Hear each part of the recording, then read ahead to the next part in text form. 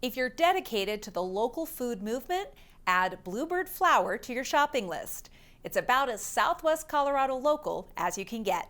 You're watching the Local News Network, brought to you by Big O Tires in Cortez, an express employment professional serving the Four Corners. I'm Wendy Graham-Settle. The Tanner family likes to keep things traditional. They own Cortez Milling, a small flour manufacturer just a few blocks south of Main Street in a location that used to be in the country, but now it's surrounded by subdivisions. Since the late 1950s, they've produced Bluebird Flour, made from high-altitude wheat grown in the Dove Creek area and milled in Cortez. And to keep things traditional, it's packed in cotton sacks imprinted with the Bluebird logo. The family produces enriched white flour, stone-ground whole wheat flour, and cornmeal. It's carried by Krager's, Albertsons, and Safeway throughout the Four Corners states. And it's fresh. Flour is ground, packaged, and often ships out the same day.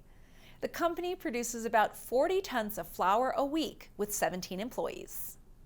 What makes the flour fresh and give it that special taste too is that once we mill it, we only have it sitting over here in our warehouse, sometimes for just the day. Sometimes it's going out the same day that it's milled.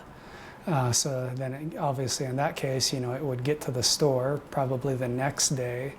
So people could potentially buy a bag of flour that had just been milled the day before, which gives it its good, fresh taste. High-altitude flour has a higher protein content that adds to its flavor, and the freshness maintains that flavor.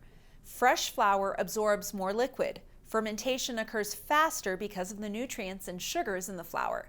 It produces a finer crumb and, well, many cooks and bakers swear it just tastes better. Processing grains into white flour is relatively simple.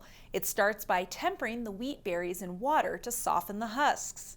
The softened wheat berries are ground up in rollers, then sifted to remove the bran husks.